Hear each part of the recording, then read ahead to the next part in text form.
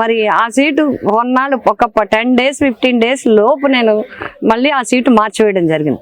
అప్పటి నుంచి ప్రజలకు ఒక విధమైన నమ్మకం ఉండిపోయింది. ఇంటింటా అంతా ఆడపిల్ల తిరిగి తిరిగి తిరిగి ఆఖరికి సీట్ లేకుండా పోయిందనే భావన ఒకటి. అందరూ నన్ను ఆశీర్వదించి మంచి భవిష్యత్తు ఉంటుంది, మంచి భవిష్యత్తు అన్నట్టుగానే నేను జిల్లా పరిషత్ చైర్మన్ చేయగలిగాను, అన్నట్టుగానే నేను మళ్ళీ రాజ్యసభ ఎంపీ చేయగలిగాను. మళ్ళీ ప్రజారాజ్యం నుంచి నాకు మెగాస్టార్ చిరంజీవి గారు నాకు అవకాశం ఇచ్చారు ఈ పిఠాపురం నియోజకవర్గానికి. అప్పుడు మిస్ అయింది, మళ్ళీ ఆ స్టార్ ద్వారా మిస్ అయింది. ఈ స్టార్ ద్వారా నేను ఇక్కడ నియోజకవర్గంలో ఎమ్మెల్యేగా చేయగలిగాను. తర్వాత జగన్మోహన్ రెడ్డి గారు మరి నేను మధ్యలో ఒక గ్యాప్ ఎక్కడ వచ్చిందంటే సమైక్యాంధ్ర తర్వాత మన రాష్ట్రం విడిపోయిన తర్వాత నేను 14 to 19 పోటీ చేయలేదు.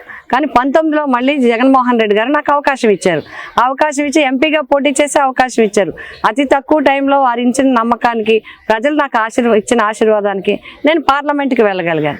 ఎప్పుడైనా సరే ఒక రాజ్యసభ సభ్యురాలుగా కావచ్చు, ఒక ఎంపీగా కావచ్చు, ఒక ఎమ్మెల్యేగా కావచ్చు, ఒక జిల్లా పరిషత్ చైర్మన్గా కావచ్చు, నేను ఎప్పుడూ ప్రజలను మర్చిపోలేదు. ముఖ్యంగా అన్ని నియోజకవర్గాలు ఒక ఎత్తు, నాకు పిఠాపురం నియోజకవర్గం ఒక ఎత్తు. పిఠాపురం నియోజకవర్గంతో అత్యంత సన్నిహితమైన సంబంధం ఉంది. ప్రజలు నన్ను ఒక ఆడబొడుచుగా భావిస్తారు, ఒక ఇంటి బిడ్డగా భావిస్తారు. నన్ను ఆ వాళ్లతో ఉన్న అనుబంధం అంతేకాదు, కులాలకి మతాలకి అతీతంగా నన్ను అభిమానిస్తారు. ప్రతి ఒక్క ఏ కులమైనా కాపులు ఎంతగా కాపు ఆడబోడ్చని ఓన్ చేసుకుంటారో ఎస్సీస్ అదే విధంగా ఓన్ చేసుకుంటారు, బీసీస్ అదే విధంగా అదర్ క్యాస్ట్లు అన్నీ కూడా నన్ను మా అమ్మాయి, మా ఇంటి మనిషి, మా మనిషి, మేము పిలిస్తే పలుకుతుంది వంగా గీత, మా నేత అని చెప్పి అందరూ కూడా చెప్పడం జరుగుతుంది. కాబట్టి నా గెలుపు, నా వైఎస్ఆర్సీపీ గెలుపు తథ్యం అనేది మాకు సంపూర్ణ విశ్వాసం ఉంది. కాబట్టి ప్రత్యర్థి గురించి దానికి భయపడాల్సిందో లేకపోతే వేరేగా ఆలోచించాల్సినంత విధంగా నాకు అనిపించలేదు. అలాంటి ఫీలింగ్ ఏం రాలేదు. ఎందుకంటే 175 నియోజకవర్గాల్లో 175 మంది 175 మీద పోటీకి ఉంటారు. మేడం, ఇప్పుడు ప్రజారాజ్యంలో కూడా ఒకప్పుడు పనిచేశారన్నారు కదండి. అప్పట్లో చిరంజీవి గారు ఆశీర్వదించారు మిమ్మల్ని, అంటే పోటీ చేయించారు, కానీ అప్పుడు గెలవలేపారు. మేడం గెలివేశాను, గెలిచారు మీరు. 18 మందిలో మీరు ఒకరు గెలిచారు. సో అప్పట్లోని పవన్ కళ్యాణ్ గారు కూడా యువరాజ్యం అనే దానికి ఒక అధినేతగా ఉన్నారు, అంటే అక్కడ నాయకుడిగా ఉండేవారు. ప్రజారాజ్యం అభ్యర్థుల విజయానికి చాలా కృషి చేశారు కదండి. ఆ విధంగా ఆయనతో ఏమైనా తప్పకుండా యువనేతగా అందరూ వచ్చేవారు, కలిసేవారు అందరితో. అప్పుడు యువనేతగా ఆ పార్టీ తరఫున ఆయన ఆ పార్టీలో వర్క్ చేస్తున్నాం, మేము ఆ పార్టీలో వర్క్ చేస్తున్నాం మహిళా నేతలుగా. అట్లాగే ఎమ్మెల్యేగా మేము పనిచేసా ఉన్నది. బట్ ఇప్పుడు రాజకీయ పరిస్థితులు రాను అన్ని రకాలుగా మార్పులు వచ్చాయి. ఆయన మళ్ళీ కొత్త పార్టీ వచ్చారు, కొత్త పార్టీ పెట్టుకున్నారు, పార్టీ అధినేతగా ఉన్నారు. నో డౌట్ ఆయన సెలబ్రిటీ ఆయనకు ఉండే ఆకర్షణ ఆయనకు ఉంటుంది. ఆయనది ఆకర్షణ కావచ్చు, లేకపోతే సెలబ్రిటీ ఇమేజ్ కావచ్చు. బట్ నాకు తెలుసు, నేను కూడా 2 దశాబ్దాల పైనుంచి రాజకీయ జీవితంలో ఉన్నాను. నేను చాలా యంగ్ అప్పటి నుంచి రాజకీయ జీవితంలో రాజకీయంలో వచ్చాం. నేను సెలబ్రిటీ అని చెప్పలేను, కానీ నాది వర్క్ హాలిక్ నేను. కాబట్టి తప్పకుండా ఎవరైనా సరే వంగాగీత గారు పని చెప్తే అవుతుంది, వంగాగీత గారు పని చెప్తే శ్రద్ధగా చేసి పెడతారు. వంగాగీత గారు అయితే మాకు ధైర్యంగా ఉంటుంది, మా మాట వింటారు, మా పని చేస్తారనే విశ్వాసం ప్రజలకు ఉండడం నా అదృష్టంగా భావిస్తున్నాను. మేడం, ఇందాక మాట్లాడుతూ ఒక మాట అన్నారు, అప్పట్లో ఎన్టీ రామారావు గారు సీట్ ఇచ్చారు, తర్వాత అనుకోని కారణాల వలన మార్చేశారు. ఏంటి మేడం ఆ కథ ఏంటి? అంటే అప్పుడు నేను ఇంకా చాలా యంగ్. అప్పుడు ఫస్ట్ టైం ఆయన ఆడపిల్లలకి సీట్ ఇవ్వడానికి పిలిచాడు. ఇప్పుడు అంత అవేర్నెస్ కూడా లేదు, అయినా కూడా నాకు పిఠాపురం అసెంబ్లీ సీటు నాకు ఇవ్వటం జరిగింది. 83లో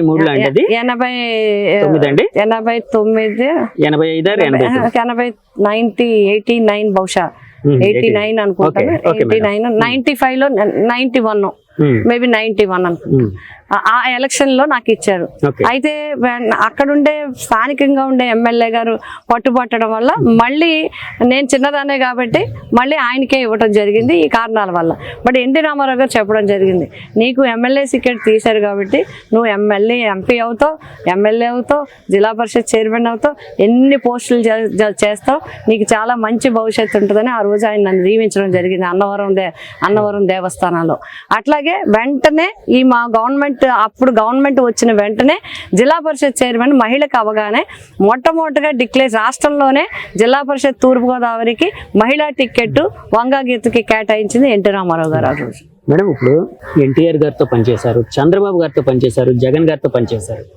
వీళ్ళ అంటే పనితీరు కానీ వాళ్ళ విజన్ కానీ ఏ విధంగా ఉంటుంది మేడం? అంటే ఎవరి పనితీరు ఎవరిది అనేది అప్పుడప్పుడు పరిస్థితులను బట్టి ఒక్కొక్క తీరులో రాజకీయంగా ఎవరైనా సరే డెవలప్మెంట్ ఏ మేనిఫెస్టో అయినా డెవలప్ చేయడానికే ఉంటుంది, ఏ నాయకుడైనా ఏ పార్టీ అయినా డెవలప్ చేయడానికనే ఉంటుంది, ఏ నాయకుడైనా కూడా ఒక ఏరియా ఈ రాష్ట్రాన్ని అభివృద్ధి చేయాలనే ఉంటుంది. అయితే జగన్ గారికి అందరికీ పోలిక ఏంటంటే జగన్ గారు ప్రో పీపుల్, ప్రో పూర్. అంతేకాకుండా డెవలప్మెంట్ ఒకవైపుని ఇప్పుడు హార్బర్స్ కానీ, ఎయిర్పోర్ట్స్ కానీ, లేకపోతే ఇతర ప్రాజెక్టులు కానీ, ఎస్సీజెడ్ డెవలప్మెంట్ కానీ ఇవన్నిటిని కృషి చేస్తూనే పేద ప్రజలకు ఒక నమ్మకం విశ్వాసం కల్పించారు. ఇది ఇప్పుడు వరకు జరగలేదు. ఎందుకు అని చెప్తున్నానంటే ఏవేవో కమిటీల వల్ల స్థానికంగా ఒక వేరు వేరు కమిటీలు, జన్మభూమి కమిటీలు కావచ్చు లేదా ఇంకొక కమిటీలు కావచ్చు, కమిటీల ద్వారా పేదల యొక్క సంక్షేమ భవిష్యత్తుని వారి చేతిలో పెట్టడం జరిగింది. బట్ ఎప్పుడు ఎవరు చేయని విధంగా బిఆర్ అంబేద్కర్ గారు చెప్పినట్టుగా, బాబా ఫూలే చెప్పినట్టుగా పేద ప్రజల జీవితాన్ని వేరే వేరే విధంగా పెట్టకుండా డైరెక్ట్గా ఏ ప్రభుత్వం అయితే వాళ్ళకి న్యాయం చేస్తుందో అదే నిజమైన ప్రభుత్వం అని వాళ్ళు చెప్పడం జరిగింది. పుస్తకాల్లో రాసి ఉన్నది. ఆ విధంగా జగన్మోహన్ రెడ్డి గారు ఒక వాలంటీర్ వ్యవస్థను తీసుకొచ్చారు, ఒక సెక్రటరియట్ వ్యవస్థను తీసుకొచ్చారు. దాని ద్వారా లంచం లేకుండా పార్టీలకు అతీతంగా ఈరోజు పార్టీ ఇంటి మీద ఏ జెండా ఉన్నా కూడా పథకం వెళ్ళింది. గతంలో అలా ఉండేది కాదు. ఎంచేవారు పార్టీలు ఎవరు, మాకు ఓట్లు వేసేవాళ్ళు ఎవరు, మా వర్గం ఎవరు, మా గ్రూప్ ఎవరు అని ఎంచి పథకాలు ఇచ్చేవారు. ఈ ప్రభుత్వం ఎంచకుండా నిస్వార్థంగా అర్హతే ప్రాధాన్యంగా పథకాలు ఇచ్చేది. పేదవాడికి ఈరోజు భరోసా. జగనన్న ఇచ్చిన వాలంటీర్ ఉన్నాడు.